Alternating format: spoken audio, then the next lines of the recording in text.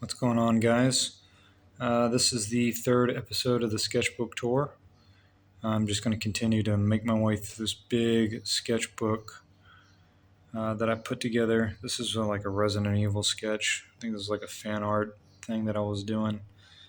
But yeah, I'm just kind of flipping through this sketchbook and then talking about things that are going on. Right now, this next week, I am going to be having a new print go up, which is going to be called Variant Spaces. And I'm going to have a video that goes along with that that's kind of talking about my inspiration behind it, which is mostly like my thoughts on what the imagination is, where do ideas come from. I've been reading this book, and it directly connects with the Philip K. Dick stuff that I talk about on this channel. But I've been reading this book, or actually listening to it on YouTube, called Reality Transurfing. And the idea behind it being that the only real reality is the imagination, which is where everything exists as a potentiality. And all it is that we do in this realm of experience is that we make things manifest so that they can be experienced in a different way, right? So when we create something, we're not so much creating it as we are discovering it, right? Which to me it makes more sense because I think as an artist, and let me know if you agree with this, but a lot of these ideas, whenever you draw something, they just feel like they're being revealed to you. They don't always feel like this is some stuff that I don't really care to show. It They start to feel like, here's a really cool samurai drawing I did. Yeah, these are like warm-ups and whatnot. But outside of doing stuff that is for some specific purpose, when I draw on my own and I'm coming up with my own ideas, I often don't even feel like I'm the one that's really doing it.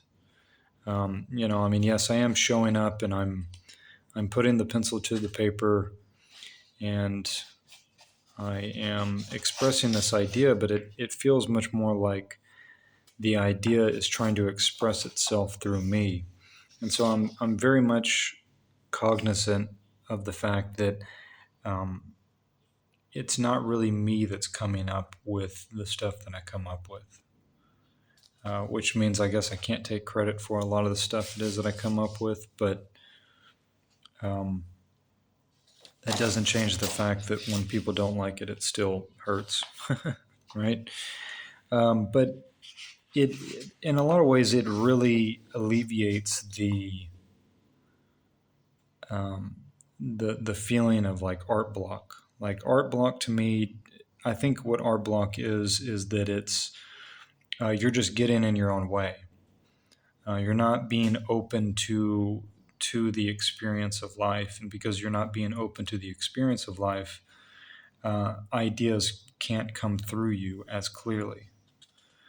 Because I can tell you, I don't have an issue with art block. I actually have the exact opposite. Like these are all concepts for a story idea that I have of my own, and you know, like I only have so many hours in the day to to do stuff, but I've got so many ideas, so many different things it is that I want to do. I have some character designs that I've done of this idea on my YouTube channel. The idea is this comic called Suicide, which I'll talk about at some point in the future. I think that's a great one right there. But yeah, there is definitely this feeling, and I think a lot of artists agree that um, the ideas are independent of us. And it's not so much that people have ideas, it's that ideas have people, and that they're being expressed through individuals. I totally believe that ideas are very much like a force of nature. They're not something that we're just coming up with in our own minds. And that can be, on the one hand, it can be very reassuring as an artist because you always know the ideas are going to be there, right? Because it's not about you. But it also can be kind of an ego blow at first, right?